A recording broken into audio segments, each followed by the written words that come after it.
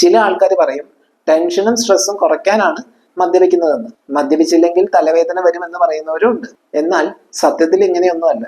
മൈഗ്രെയിനിനെ മോശമായിട്ട് ബാധിക്കുന്ന ഒരു ഫാക്ടറാണ് മദ്യപാനം. പ്രധാന കാര്യം, മദ്യപിക്കുമ്പോൾ ബോഡിയിൽ ഡീഹൈഡ്രേഷൻ അഥവാ നിർജ്ജലീകരണം സംഭവിക്കും. ഇത് മൈഗ്രെയിൻ ട്രിഗർ ചെയ്യാം. നമ്മുടെ ബോഡിയിൽ ആൽക്കഹോൾ എത്തുമ്പോൾ സെറോട്ടോണിൻ എന്ന ഹാപ്പി ഹോർമോൺ കൂടുതലായിട്ട് പ്രൊഡ്യൂസ് ചെയ്യും. എന്നാൽ പിന്നീട് ഇത് കുറഞ്ഞു വരികയും ആ ഒരു ലോ ലെവലിൽ തന്നെ കുറെ നേരം നിൽക്കുകയും ചെയ്യും. മദ്യത്തിന്റെ എഫക്റ്റ് കുറയുമ്പോൾ ഉന്മേഷക്കുറവ്, ക്ഷീണം, തളർച്ച, ഓർമ്മക്കുറവ്, ആങ്സൈറ്റി, ഡിപ്രഷൻ ഇങ്ങനെയുള്ള ബുദ്ധിമുട്ടുകൾ കാണുന്നത് ഈ ഒരു കാര്യം കൊണ്ടാണ്. മാത്രമല്ല, നമ്മുടെ ശരീരത്തിലെ സ്ട്രെസ്സിനെ നിയന്ത്രിക്കുന്ന ഹൈപ്പോതലാമോ പിറ്റ്യൂട്ടറിക് അഡ്രിനൽ ആക്സിസ് ഉണ്ട്. മദ്യം ഈ ഒരു സിസ്റ്റത്തെ എഫക്ട് ചെയ്ത് കോർട്ടിസോൾ എന്ന സ്ട്രെസ് ഹോർമോൺ വർദ്ധിപ്പിക്കും. ഇങ്ങനെയുള്ളവർക്ക് ശരിയായിട്ട് ഉറങ്ങാൻ പറ്റില്ല, നോർമൽ ഫിസിയോളജിക്കൽ ഫങ്ഷൻസിനെ ബാധിക്കാം. ഇതിന്റെയൊക്കെ ഭാഗമായി മൈഗ്രെയിൻ വരാം. ആൽക്കഹോൾ കുടലിലെ നല്ല ബാക്ടീരിയകളെ കുറയ്ക്കുകയും ഹാംഫുൾ ആയ മോശം ബാക്ടീരിയാസിനെ വർദ്ധിപ്പിക്കുകയും ചെയ്യും. മാത്രമല്ല, കുടലിലെ ഡിഫൻസ് ബാരിയർ അതായത് പ്രതിരോധ ശേഷിയെ ബാധിക്കുന്നത് കൊണ്ട് തന്നെ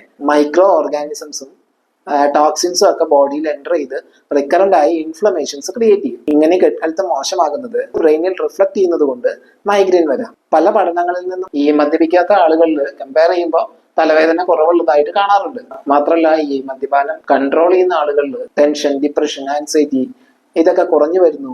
അവർക്ക് നല്ല രീതിയിൽ ഉറങ്ങാൻ പറ്റുന്നു, കൃത്യമായിട്ട് കാര്യങ്ങൾ ചെയ്യാൻ സാധിക്കുന്നു. ഇതിന്റെ എഫക്റ്റ് കൊണ്ട് തന്നെ മൈഗ്രെയിൻ കുറഞ്ഞു വരുന്നതായും ശ്രദ്ധയിൽപ്പെട്ടിട്ടുണ്ട്.